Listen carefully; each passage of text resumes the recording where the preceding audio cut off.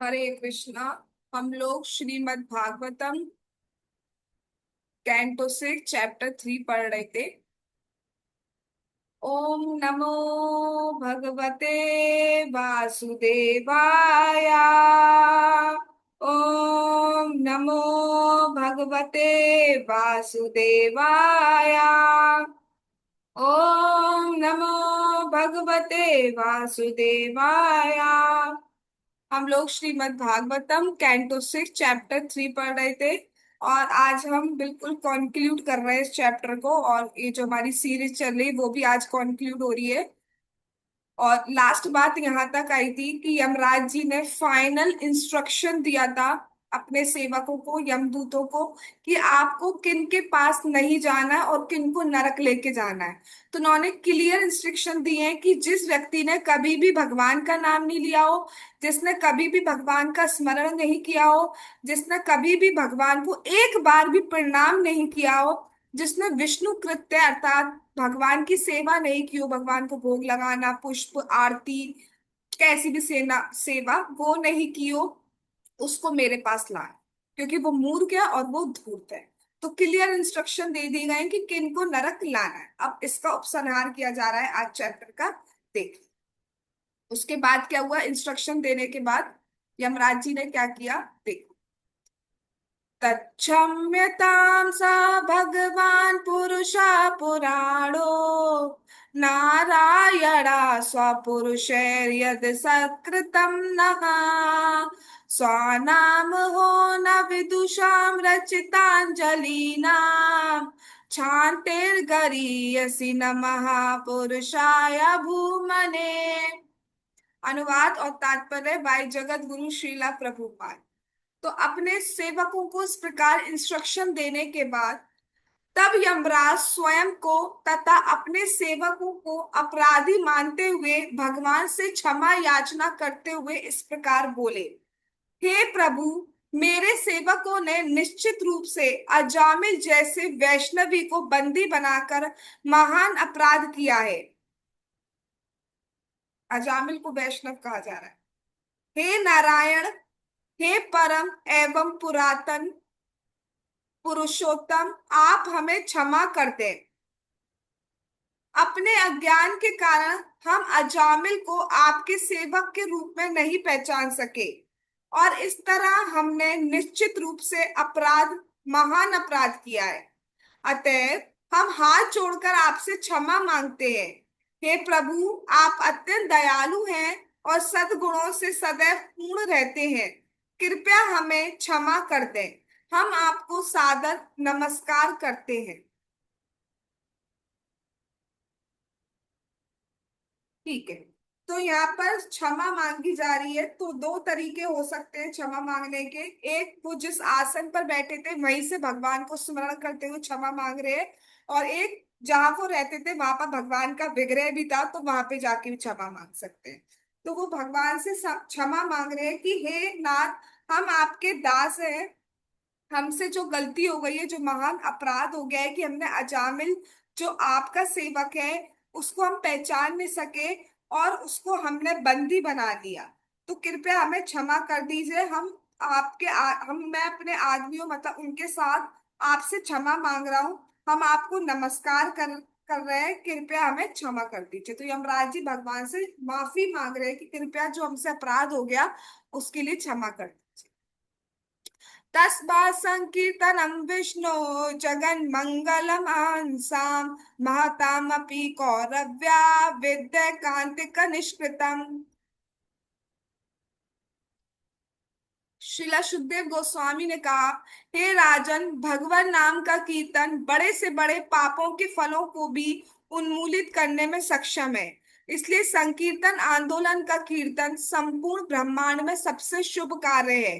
कृपया इसे समझने का प्रयास करें जिससे अन्य लोग इसे गंभीरता पूर्वक ग्रहण कर सके। तो अब कॉन्क्लूड कर रहे हैं श्रीला सुखदेव गोस्वामी, कह रहे हैं कि केवल भगवान का कीर्तन, भगवान का नाम ही उस व्यक्ति को पवित्र ही नहीं करता है, वरन संपूर्ण जगत को पवित्र कर देता है। अगर कोई भगवान का नाम लेता है, भगवान का कीर्तन कर रहा होता है, तो वो जो करने वाला है वो तो पवित्र होगा ही होगा, बट उसके साथ साथ जितने भी वहां पर है, जो भी सुन रहे हैं, वो भी पवित्र हो जाते हैं। अगर कोई कहता है ना लाखों जीव पवित्र हो जाते हैं नाम लेने से, तो ये एक अपराध है। लाखों नहीं, गिनती काउंटेबल नहीं है कि कितने लोग पवित्र होते हैं। लाख बोलना भी पाप पड़ता है, लाख भी नहीं बोल सकते। इतने लोग पवित्र हो जाते हैं, तभी कहा जाता है नाम बोल के करना चाहिए, मन में नहीं करना चाहिए। आगे कह रहे हैं, शृण्वतां गृणतां गृणीया युद्धामानि हरेर्मुहुः यथा सुजातया भक्त्या शुद्धनात्मावृताधिभिः। जो व्यक्ति भगवान नाम का निरंतर श्रवण तथा कीर्तन करता है, और भगवान के कार्यों का श्रवण तथा कीर्तन करता है, वह बहुत ही आसानी से शुद्ध भक्ति पद को प्राप्त कर सकता है। जो उसके हृदय के मैल को शुद्ध करने वाला है। केवल व्रत रखने तथा वैदिक कर्मकांड करने से ऐसी शुद्धि प्राप्त नहीं की जाती सकती। तो यहाँ पे कह रहे हैं कि स्पेशली दो साधक, जो भगवान नाम को बोलता है और सुनता है, और भगवान की कथाओं को सुनता और बोलता है, वो शुद्ध भक्ति के पद को आसानी से प्राप्त कर सकता है, वो शुद्ध प्रेम प्राप्त कर सकता है, और सबसे जल्दी वो शुद्ध होता है। बाकी के जितने भी साधन है, व्रत आदि, वो उतना शुद्ध नहीं कर पाते वो। ठीक है, हमारे पाप कट सकते हैं, पर प्रेम की प्राप्ति नहीं हो पाती, तो शुद्ध पूरी तरह नहीं कर पाते, हमारी जो वासना है वो समाप्त नहीं हो पाती। लेकिन जो भगवान नाम का श्रवण कीर्तन है, जो भगवान की कथा का श्रवण कीर्तन है, वो आसानी से भगवान की प्राप्ति करा सकता है। यदि कोई व्यक्ति हरे कृष्ण महामंत्र का कीर्तन अपराध सहित भी करता है, मतलब अपराध के साथ भी कर रहा है, तो वह अविचल भाव से निरंतर कीर्तन करते हुए अपराधों से बच जाता है, धीरे धीरे शुद्ध होता जाएगा, उसे भगवान की प्राप्ति हो जाती है। तो इसलिए सबसे बेस्ट है भगवान नाम का कीर्तन करना है, जिससे पूर्णतया शुद्ध हो सके और भगवत धाम लौटने के पात्र बन सके। तो हमें हमेशा भक्ति करती रहनी है, बार बार यही बात बोली जा रही है, जीवन में जो भी सिचुएशन आए, भगवान का नाम, भगवान की कथा को ना छोड़ो। समझ में आ रही है बात? आप सोचिए भगवान नाम की महिमा कितनी है। भगवान नाम की महिमा को तीन तीन महाभागवतों ने कहा है। यमराज जी ने कहा नाम की महिमा, भगवान के पार्षदों ने कहा, शिला सुखदेव गोस्वामी अब कह रहे हैं। तो जो भक्त है, शुद्ध भक्त है, वो यही कह रहे हैं कि भगवान का नाम जपिए, भगवान की कथा करिए, भगवान का नाम जपिए, भगवान का नाम जपिए, वो ही सारे पापों से काट देगा। तो इसलिए हमें भगवान के नाम को बहुत इंपॉर्टेंस देनी है, अपना बेस्ट टू बेस्ट हमें नाम में देना चाहिए। आगे कह रहे हैं, कृष्णाग्रिपद्म मधुलन पुनर्विसृष्टा माया गुणेषु रमते व्रजिनावहेषु अन्यस्तु कामहत आत्मरजा प्रमाष्टुर मीहेत कर्म यत एव रजा पुनः स्यात्।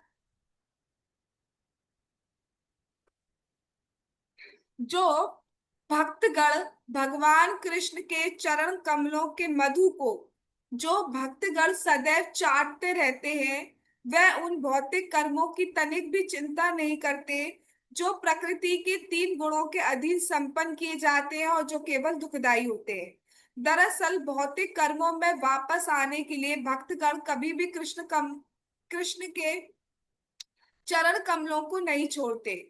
किंतु अन्य लोग जो भगवान के चरण कमलों की सेवा की उपेक्षा करने तथा काम इच्छाओं से विमोहित होने से वैदिक कर्म कांडों में लिप्त रहते हैं, कभी कभी प्रायश्चित के कर्म करते हैं, फिर भी अपूर्ण रूप से शुद्ध होने से वह पुनः पुनः पाप कर्मों में लौट आते हैं।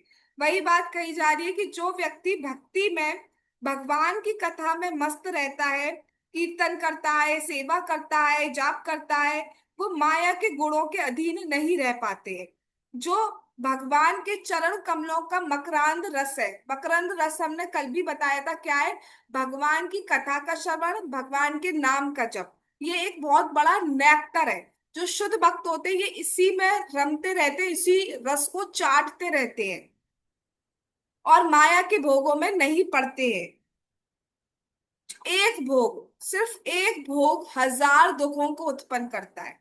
हम सोचते हैं इससे बहुत सुख की प्राप्त होगी होगी, बट उसके साथ हजार टेंशनें आती हैं, हजार इनसिक्योरिटीज आती हैं, हजार दुख उसके साथ आ जाते हैं, हजार थॉट आ जाते हैं, फिर क्या होगा क्या होगा क्या होगा, हजार दुख आ जाते हैं सिर्फ एक भोग के साथ। किंतु जिसका मन भगवान में नहीं लगा है वो कामों में लिप्त रहता है और पापों के लिए दूसरे दूसरे प्रायश्चित करता है, वो माया के गुणों में रहता है। लेकिन जो भक्त है वो उन सब से मुक्त रहता है। वो भक्ति में, वो भगवान में, वो भगवान के श्रवण में, भगवान की कथाओं में, नाम में, रूप में, गुण में, लीलाओं में इस मकरांद रस को, इस नेक्टर को ही टेस्ट करता रहता है। उसमें भौतिक भोगों के लिए कोई समय नहीं। ठीक है। अब ये सब सुनने के बाद यमराज जी के दूतों ने क्या किया। इत्थं स्वभर्त गदितं भगवन् महित्वम् संस्मृत्य विस्मित धियो यम किंकरास्ते नैवाच्युताश्रया जनं प्रतिशङ्कमाना दृष्टुं च विप्यति तथा प्रवरति स्म राजन्। तो आज मतलब जब उनके सुनने के बाद यमराज जी के दूतों की क्या हालत है आज तक और हमेशा ही रहेगी, देखिए। अपने स्वामी के मुख से भगवान की अद्वितीय महिमा तथा उनके नाम यश गुणों के विषय में सुनकर यमदूत आश्चर्यचकित रह गए। तब से जैसे ही वे किसी भक्त को देखते हैं तो वे उससे डरते हैं, भक्त से, और उसकी ओर फिर से देखने का साहस नहीं करते। जब देखने मात्र से डर रहे हैं तो उसके पास कैसे आ सकते। इसलिए जो भगवान का नाम लेता है, हरे कृष्णा कृष्णा कृष्णा हरे हरे, हरे राम राम राम हरे हरे, उसके पास यमदूत स्वप्न में भी नहीं आ सकते। तो इस प्रकार यमराज जी के द्वारा भगवान नाम महिमा वचन को सुनकर उनके दूतों को ज्ञान हो गया और उस दिन से वे भक्तों से डरने लगे। उन्हें पूरा पूरा याद रहता है कि उन्हें किन के पास जाना है, कौन नरक के योग्य है, जिसने एक बार भी नाम जप नहीं किया, स्मरण नहीं किया, नमस्कार नहीं किया, विष्णु कृत्य नहीं किया, उनको लाना है। और उन्हें हमेशा याद रहता है कि जो भक्त होते हैं उनकी रक्षा भगवान की गदा हमेशा करती रहती है। तो हमेशा वो उनसे डरते हैं और उनके पास भी नहीं जाते, भक्तों के पास। इतिहासम इमं भूयं भगवान कुंभ संभवा कथयामास मलया आसीनो हरिमर्चयन्। जब कुंभ के पुत्र अगस्त्य मुनि मलय पर्वत पर निवास कर रहे थे और पूर्ण पुरुषोत्तम भगवान की पूजा कर रहे थे, तो मैं उनके पास गया और उन्होंने मुझे ये गुह्य इतिहास बताया। तो यहाँ पे शिला सुखदेव गोस्वामी बता रहे हैं कि ये जो घटना बताई गई है ये एक इतिहास है, ये एक सच्ची घटना है, इसमें कोई भी मन गढ़ंत बात नहीं है, कोई झूठी बात नहीं है, ये बिल्कुल सच्ची बात है। और ये मुझे किसने बताई है, जब मैं एक बार मलय पर्वत पे गया था, वहां पे अगस्त्य मुनि रहते हैं, उस समय वो भगवान की पूजा कर रहे थे। तो ये जब वो कथा सुना रहे थे मुझे अजामिल की, जब वो मुझे नाम महिमा सुना रहे थे, तो वो भगवान को छू छू कर बता रहे थे, भगवान के चरणों को बार बार स्पर्श करके बता रहे थे कि ये मैं जो भी सुना रहा हूँ ये सच सुना रहा हूँ। आप लोग भी बिल्कुल पूर्ण श्रद्धा के साथ, पूर्ण विश्वास के साथ इसको स्वीकार कीजिए कि जो भी भगवान का एक नाम लेता है उसके सारे पाप कट जाते हैं, और जो फिर एफर्ट्स के साथ, श्रद्धा के साथ भगवान का नाम समझते हुए अपराधों से बचते हुए लेता है, उससे कृष्ण के प्रेम की प्राप्ति होती है। इस तरीके से श्रीमद् भागवतम के छठे स्कंद के अंतर्गत यमराज द्वारा अपने दूतों की शिक्षा नामक तृतीय अध्याय के भक्ति वेदांत तात्पर्य पूर्ण हुए। आज भगवान की कृपा से, गुरु एंड गौरांगा की कृपा से हमारी ये सीरीज कंप्लीट होती है, नाम महिमा। I hope it will work for you, for us also, कि हम कल से हम डेली अपनी चैंटिंग में कुछ इम्प्रूवमेंट कर पाए। कुछ पॉइंट्स हैं जो आपको ध्यान रखने हैं चैंटिंग करते टाइम। थोड़ा पोस्चर का भी ध्यान रखिए कि सही बैठे, ज्यादा झुक झुका कर ना बैठे, अपने हाथों को ज्यादा बेंड करके ना बैठे, अपने ये जो घुटने होते हैं इसके ऊपर हाथ रख कर बैठे। जैसे ही पता चल रहा है नींद आ रही है तो तुरंत खड़े हो जाइए, खड़े होकर जप करिए। चल के जप करना आदत मत बनाइए, जब नींद आ रही है ऐसा लग रहा है तब आप जप कर सकते हैं। 16 राउंड को जनरली कोशिश करिए, एक्स्ट्रा राउंड फिर आप चलते बलते कैसे भी कर सकते हैं। अपने जो मतलब गिनती के राउंड है, जो भी आपने संख्या डिसाइड की हुई है उनको बिल्कुल कोशिश करिए बैठ के, लेकिन अगर नींद आ रही है तो बैठने से अच्छा है खड़े होकर जप करिए। ठीक है। और जो बोल रहे हैं वो स्पष्ट उच्चारण कीजिए, उनको सुनने का प्रयास कीजिए जब करते टाइम। अगर मतलब कोशिश करिए कुछ और बोलना ना पड़े किसी से भी, कुछ और जवाब ना दीजिए, अगर बहुत जरूरी ना हो तो। बिल्कुल मरे नहीं जा रहे तो जवाब मत दीजिए। दूसरी चीज, इस तरीके की जितने भी डिस्ट्रैक्शन होते हैं उनसे दूर रहिए। मोबाइल आदि इन सब का यूज ना करें। कोशिश करें सुबह नाम जप हो जाए, क्योंकि शाम तक के नाम जप में दिक्कत रहती है उतनी इंटेंसिटी से नाम जप। ऑल दो कोई नियम नहीं है, बट प्रभुपाद जी तो यही कहते थे कि कोशिश करना चाहिए कि हम सुबह कर लें, क्योंकि सुबह का टाइम जो होता है वो बहुत कंसंट्रेशन वाला होता है, आप इजीली कंसंट्रेट कर सकते हैं। बाकी टाइम तो रश ही रहता है, पूरा माइंड में ही रश रहता है बेसिकली, ये वो करना है, ये करना है, वो करना है, ये करना है। तो शांति से अपने राउंड को इम्पोर्टेंस देना चाहते हैं, और मेरा कहना तो ये भी है, जिसको आप सबसे ज्यादा इंपॉर्टेंस देते हैं वो कार्य आप उठते ही करते हैं। मैं बहुत लौकिक एग्जाम्पल दूंगी।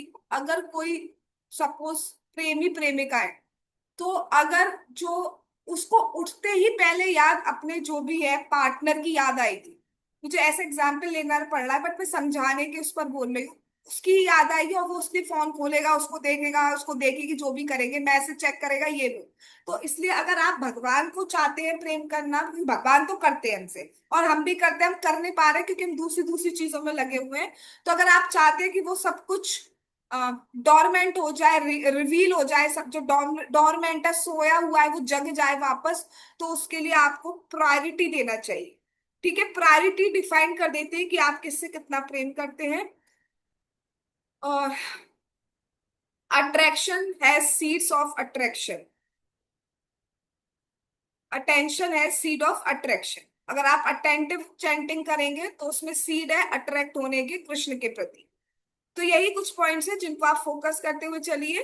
बाकी रात अपना स्केड्यूल ठीक रखिए, बैलेंस करते हुए चलिए सब, तो it will work for everyone.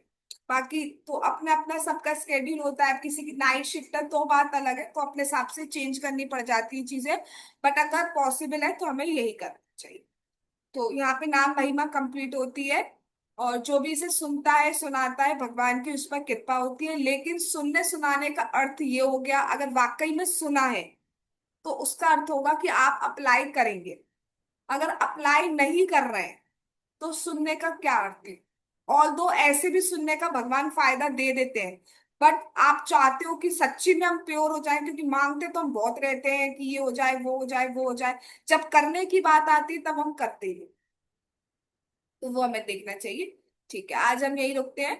Jagat Guru Srila Prabhupada की जय, श्रीमद् भागवतम महापुराण की जय, एकादशी महातिथि की जय, नाम महिमा की जय, जगत गुरु श्रीला प्रभुपाद की जय, श्री श्री गौर निताई की जय, श्री श्री कृष्ण बलराम की जय, श्री श्री ललिता विशाखा राधे श्याम की जय, श्री वृंदावन धाम की जय, हरे कृष्ण महामंत्र की जय, श्री जगन्नाथ श्री बलदेव श्री सुभद्रा महारानी की जय, नीताई गौर प्रेमानंदे हरि हरि बोल। हरे कृष्णा कृष्णा कृष्णा हरे हरे, हरे राम राम राम हरे हरे। पंचकल्पतरुभ्यश्च कृपा सिन्धुभ्येव च पतितानां पावनेभ्यो वैष्णवेभ्यो नमो नमः। All glories to assembled devotees. Hare Krishna. Thanks for coming.